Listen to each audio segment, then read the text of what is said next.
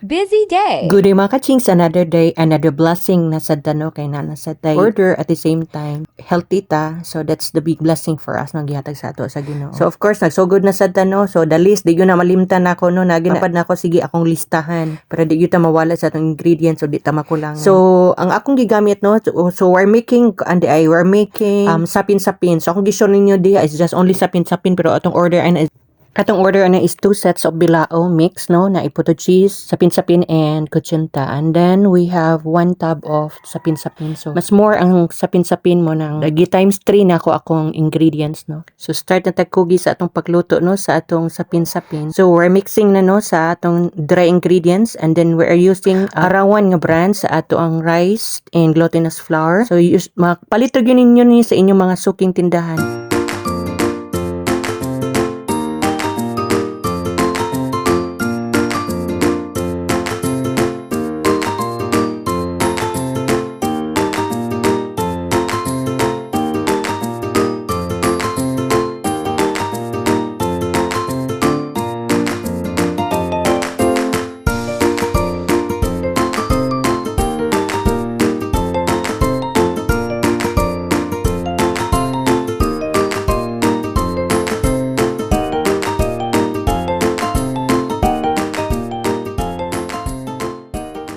Ready na sa natong milk no, so I'm using also Doren nga brand sa atong milk, and for the flavor of mango I'm using Bakersfield nga brand, and also with the OB flavor I'm also using Bakersfield brand sa atong OB nga liquid no.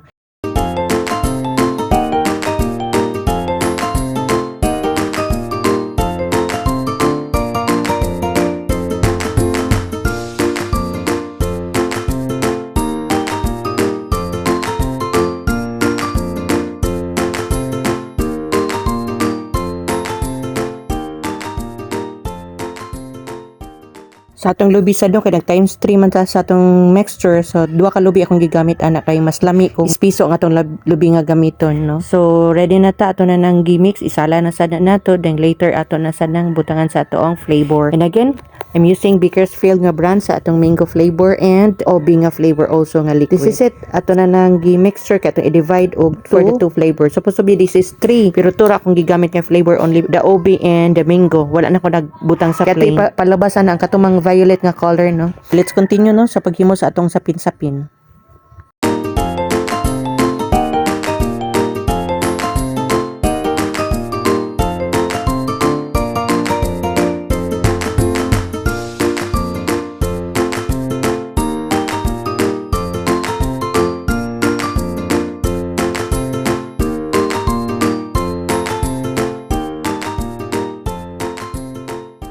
So nag-ready na tayo kay ato na steam ato ang mga sapin-sapin, so gisulod na sa atong mga molder. So again, yellow atong gibutang una kay mo man siya nasa luyon nya, itong front ana, last is ang violet. So after minutes of steaming, ready na sad ato ang sapin-sapin. So packaging na sad ta no. So this is the final no, waiting na lang gyud ta nga mabuo ni siya kay na poy nag-waiting ani no, wao na sad ang atong order. So I hope nga namoy nakatunang gamay sa atong another set of order na sad sa atong kakanin. So this is it. Thank you and God bless.